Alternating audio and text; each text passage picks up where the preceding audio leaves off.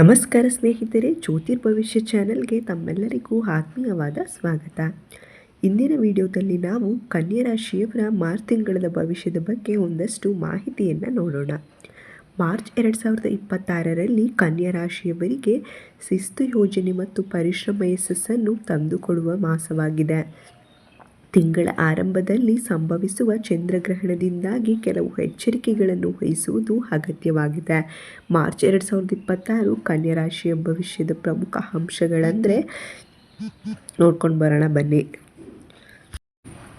ಅದಕ್ಕೂ ಮುಂಚೆ ನೀವು ಇನ್ನೂ ನಮ್ಮ ಚಾನಲನ್ನು ಸಬ್ಸ್ಕ್ರೈಬ್ ಮಾಡ್ಕೊಂಡಿಲ್ಲ ಅಂದರೆ ಈ ಕೂಡಲೇ ಜ್ಯೋತಿರ್ಭವಿಷ್ಯ ಯೂಟ್ಯೂಬ್ ಚಾನಲನ್ನು ಸಬ್ಸ್ಕ್ರೈಬ್ ಮಾಡ್ಕೊಳ್ಳಿ. ಹಾಗೆ ಪಕ್ಕದಲ್ಲಿ ಕಾಣ್ತಾ ಇರೋ ಬೆಲ್ಲೈಕನ್ ಕೂಡ ಪ್ರೆಸ್ ಮಾಡಿ.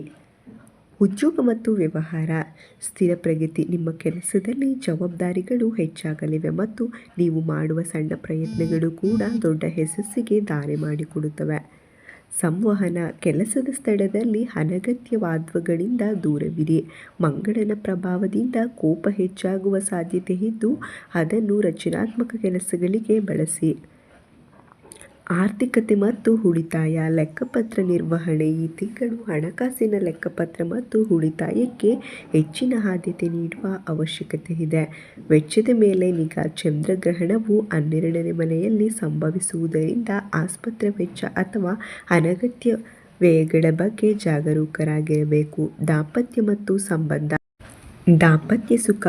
ಶುಕ್ರನ ಶುಭ ಪ್ರಭಾವದಿಂದ ದಾಂಪತ್ಯ ಜೀವನದಲ್ಲಿ ಸುಖ ಮತ್ತು ಶಾಂತಿ ನೆಲೆಸಲಿದೆ. ಎಚ್ಚರಿಕೆ ಯಾವುದಪ್ಪ ಅಂದರೆ ಹಿರಿಯರ ಆರೋಗ್ಯದ ಬಗ್ಗೆ ಕಾಳಜಿ ವಹಿಸಿ ಮತ್ತು ಕುಟುಂಬದಲ್ಲಿ ಸೌಹಾರ್ದತೆಯನ್ನು ಕಾಪಾಡಿಕೊಳ್ಳಿ. ಹಾಗೆ ಮಾರ್ಚ್ ತಿಂಗಳಲ್ಲಿ ಬ್ರಹ್ಮಾಂಡದ ಶಕ್ತಿಯು ಮಹತ್ವದ ಬದಲಾವಣೆಯನ್ನು ಪಡೆಯಲಿದೆ. ಕುಂಭರಾಶಿಯ ವೈಚಾರಿಕ ಸಂಚಾರದಿಂದ ಮೀನರಾಶಿಯ ಚಿಕಿತ್ಸಕ ಶಕ್ತಿಯುತ ಗ್ರಹಗಳ ನಡಿಗೆ ಆರಂಭವಾಗಲಿದೆ. ಈ ತಿಂಗಳ ವಿಶೇಷವೆಂದರೆ ಶುಕ್ರನು ಮೀನರಾಶಿಗೆ ಪ್ರವೇಶಿಸಿ ಉಚ್ಚ ಸ್ಥಾನವನ್ನು ಪಡೆಯುವುದು ಮಾರ್ಚ್ 2. ಇದು ಮಾನವೀಯತೆ, ಸೃಜನಶೀಲತೆ ಮತ್ತು ಪ್ರೇಮ ಬಾಂಧವ್ಯಗಳನ್ನು ಹೆಚ್ಚಿಸಲಿದೆ. ಆದರೆ ಮಂಗಳ ಮತ್ತು ರಾಹು ಸಂಯೋಜನೆಯು ಕುಂಭರಾಶಿಯಲ್ಲಿ ಮುಂದುವರಿಯುವುದರಿಂದ ಸಣ್ಣ ಪುಟ್ಟ ಒತ್ತಡಗಳು ಮತ್ತು ತಾಂತ್ರಿಕ ಅಡಚಣೆಗಳ ಬಗ್ಗೆ ಜಾಗರೂಕರಾಗಿರಬೇಕು. ಈಗಾಗಲೇ ಮೀನರಾಶಿಯಲ್ಲಿ ನೆಲೆಸಿರುವ ಶನಿಯೊಂದಿಗೆ ಶುಕ್ರ ಮತ್ತು ಸೂರ್ಯನ ಮಾರ್ಚ್ 15ರಿಂದ ಸೇರ್ಪಡೆಯು ಆಧ್ಯಾತ್ಮಿಕ ಶಾಂತಿಗೆ ಹೆಚ್ಚಿನ ಒತ್ತು ನೀಡುತ್ತದೆ. ಹಳೆಯ ದ್ವೇಷಗಳನ್ನು ಮರೆತು ಹೊಸ ಬದಲಾವಣೆಗೆ ದಾರಿ ಮಾಡಿಕೊಡುವ ಕಾಲವಿದಾಗಿದೆ. ಹಾಗೆ ವಿರೋಧಿಗಳ ಮೇಲೆ ಜಯ. 6ನೇ ಮನೆಯ ಮಂಗಳನ ಪ್ರೇಮ ಜೀವನದಲ್ಲಿ ಹೊಸ ಹೂವು ಚಿಗುರುವ ಕಾಲ ಸಂಭವಿಸಲಿದೆ. ಆರೋಗ್ಯ ಮತ್ತು ಕ್ಷೇಮ. 6ನೇ ಮನೆಯ ಗ್ರಹಗಳ ದಟ್ಟಣೆಯು ಆರೋಗ್ಯದ ಬಗ್ಗೆ ಮುನ್ನೆಚ್ಚರಿಕೆ ನೀಡುತ್ತಿದೆ. ನಿಮ್ಮಲ್ಲಿ ಹೋರಾಟದ ಮನೋಭಾವವಿದ್ದರೂ ಉಷ್ಣ ಸಂಬಂಧಿತ ಸಮಸ್ಯೆಗಳಾದ ಅಸಿಡಿಟಿ ಅಥವಾ ಚರ್ಮದ ದದ್ದುಗಳು ಕಾಡಬಹುದು. ಅಂಗಾರಕ ಯೋಗವು ಚೂಪಾದ ವಸ್ತುಗಳು, ವಾಹನ ಚಾಲನೆ ಅಥವಾ ಕ್ರೀಡೆಗಳಲ್ಲಿ ಗಾಯಗಳಾಗುವ ಅಪಾಯ ಸೂಚಿಸುತ್ತದೆ. ನಿಮ್ಮ ಸುತ್ತಮುತ್ತಲಿನ ಬಗ್ಗೆ ಗಮನವಿರಲಿ.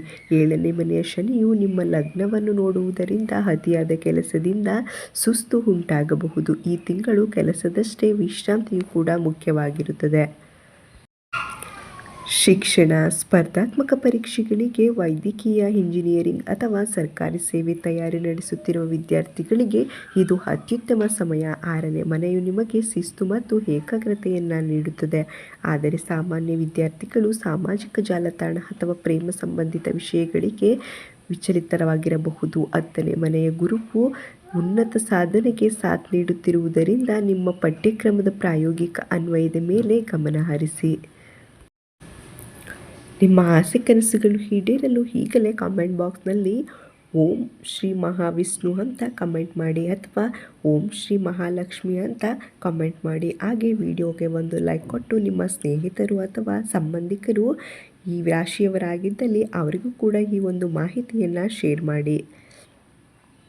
ನಿಮ್ಮ ಸಮಸ್ಯೆಗಳಿಗೆ ಪರಿಹಾರವನ್ನು ನೋಡೋದಾದರೆ 6ನೇ ಮನೆಯ ವಿಜಯ ಮತ್ತು 7ನೇ ಮನೆಯ ಸಾಮರಸ್ಯಕ್ಕಾಗಿ ಈ ಪರಿಹಾರಗಳನ್ನು ಪಾಲಿಸಿ. ವಿಷ್ಣುವಿನ ಆರಾಧನೆ. ಬುಧವಾರಗಳಂದು ತಪ್ಪದೆ ವಿಷ್ಣು ಸಹಸ್ರನಾಮ ಪಠಿಸಿ ಅಥವಾ ಕೇಳಿ. ಇದು ನಿಮ್ಮ ರಾಶ್ಯಾಧಿಪತಿ ಬುಧನನ್ನು ಬಲಿಷ್ಠಗೊಳಿಸುತ್ತದೆ. ಮಹಾಲಕ್ಷ್ಮಿಯ ಪೂಜೆ. ಶುಕ್ರನು ಹುಚ್ಚನಾಗಿರುವುದರಿಂದ ಶುಕ್ರವಾರದಂದು ಲಕ್ಷ್ಮೀ ಪೂಜೆಯನ್ನು ಮಾಡಿ.